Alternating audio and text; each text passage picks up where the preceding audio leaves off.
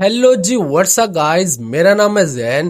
कैसे हो आप सब लोग? उम्मीद करता हूँ कि आप सब लोग खैरियत से होंगे। आज की इस वीडियो में मैं आप लोगों को माई एबीएल अलाइड बैंकिंग ऐप के ऊपर रजिस्ट्रेशन करने का तरीका बताऊंगा। अगर आपने भी अलाइड बैंक में अपना अकाउंट ओपन करवा लिया है और उस अकाउंट को आप माई एबीएल अलाइड बैंक ऐप के ऊपर एक्सेस करना चाहते हैं, लॉगिन करना चाहते हैं, तो ये वीडियो आपके लिए है। एप्लीकेशन में कौन कौन से फीचर्स देखने को मिलते हैं, बहुत सारे लोगों को प्रॉब्लम्स आती हैं, उनके क्वेश्चंस हैं कि हम कार्ड के बगैर ऐप में रजिस्टर हो सकते हैं या नहीं, तो रजिस्टर होने के लिए क्या कुछ चाहिए, और उनको बहुत ज़्यादा एरर्स आते हैं। कंप्लीट डिटेल इन्फॉर्मेशन, क्वेश्चन के आंसर इस वीडियो में शेयर करने की कोशिश करूंगा। उससे पहले अगर आप हमारे चैनल पर न्यू हैं तो अपने चैनल को लाजमी से सब्सक्राइब कर देना है, क्योंकि ऐसा ही हेल्पफुल कंटेंट मैं इसी चैनल पर पोस्ट करता रहता हूँ। स्टार्टिंग में एक चीज़ क्लियर कर दूं, बाकी जो प्रॉब्लम्स आएंगी ना साथ साथ मैं क्लियर करता जाऊंगा।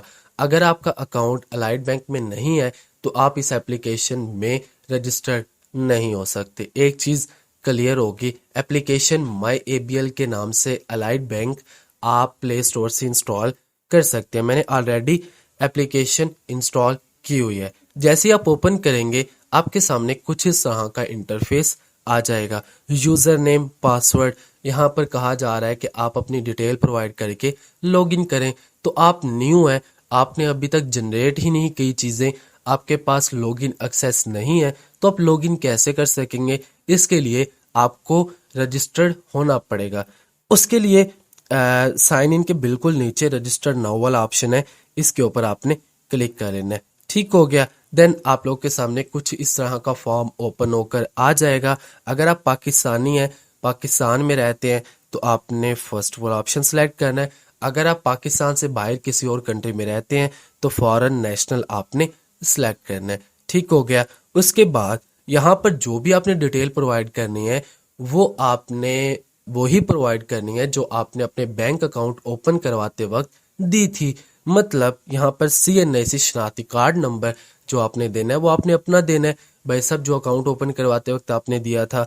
उसके बाद मोबाइल नंबर जो आपने रजिस्टर करवाते वक्त दिया था वही आपने देना है, अदरवाइज आप प्रोसीड नहीं कर पाएंगे। देन अगेन से आपने कंफर्म मोबाइल नंबर में वही दोबारा मोबाइल नंबर देना है। मोबाइल नेटवर्क का कहा जा रहा है, आप जो नंबर दे रहे हैं वो जैज का है, यू फोन का है, जोंग का है, टेलीनॉर का है, वो आपने अपना ऑपरेटर सेलेक्ट करना है। रेफर्ड बाय कि आपको किसने रेफर किया, किसने बताया कि एप्लीकेशन के ऊपर साइन इन हो जाओ, रजिस्टर हो जाओ। तो मैं सोशल मीडिया सेलेक्ट कर लेता हूँ। ठीक है, आप भी सोशल मीडिया कर लीजिएगा। उसके बाद आपने कंटिन्यू पे क्लिक कर देना है। एक चीज़ यहाँ पर मैं क्लियर कर दूं, इन्होंने भी यहाँ पर बताया हुआ है कि एप्लीकेशन के ऊपर रजिस्टर करने के कोई भी चार्जेस नहीं है, कोई भी सालाना जो है ना वो महीने के कोई भी आपसे अकाउंट में से पैसे नहीं काटे जाएंगे। बहुत सारे लोग का ये भी क्वेश्चन होता है कि इनके कोई चार्जेस वगैरह तो नहीं है। अगर आप डिटेल सही प्रोवाइड करेंगे तो आप नेक्स्ट स्टेप की तरफ मूव कर जाएंगे। यहाँ पर आपसे पूछा जाएगा डेट ऑफ बर्थ, तारीख पैदाइश यहाँ पर आपने अपनी देनी है। उसके बाद ATM डेबिट कार्ड नंबर। एक और चीज़ क्लियर कर दूं, अगर आपके पास ATM डेबिट कार्ड इनका नहीं है देन फिर भी आप इस एप्लीकेशन के ऊपर लॉगिन रजिस्टर्ड नहीं हो सकते। ठीक है, कार्ड होना आपके पास ज़रूरी है। बैंक का डेबिट कार्ड एक्टिवेट होना चाहिए, मतलब कि आपने उसका पिन भी जनरेट किया हो, पासवर्ड जो 4 हिस्सों का होता है, 4 डिजिट्स का। ठीक है, आपने कार्ड का नंबर प्रोवाइड करना है, सारी डिटेल सही से देख के प्रोवाइड कीजिएगा। उसके बाद ATM डेबिट कार्ड एक्सपायरी। अब यहाँ पर एक क्वेश्चन आएगा कि भाई हम कार्ड के बगैर रजिस्टर कर सकते हैं? भाई नहीं कर सकते, सीधी सी बात है। जब आपके पास कार्ड ही नहीं होगा तो आप प्रोसीड ही नहीं कर पाएंगे। तो यहाँ पर डेबिट कार्ड एक्सपायरी का मतलब कि वैलिडिटी, आपका जो कार्ड है ATM कार्ड वो कब एक्सपायर होना है, इसको वैलिडिटी भी कहा जाता है। मैं आपको स्क्रीन पर दिखा देता हूँ। ये कार्ड में लिखी होती है कि 2030 में एक्सपायर होना, 2027 में, 2025 में। तो कौन सा महीना है वो भी आपने सेलेक्ट करना है। उसके बाद ATM डेबिट कार्ड पिन, जो आप पैसे निकलवाने के लिए कार्ड का पासवर्ड यूज करते हैं 4 हिस्सों का, वो यहाँ पर आपने प्रोवाइड करना है। उसके बाद आपने कंटिन्यू पे क्लिक कर देना है।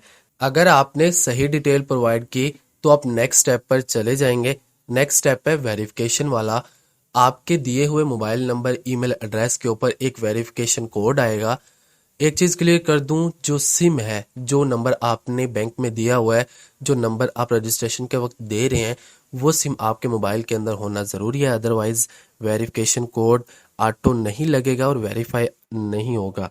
देन भाई साहब नेक्स्ट स्टेप आ जाएगा, क्रिएट योर लॉगिन डिटेल।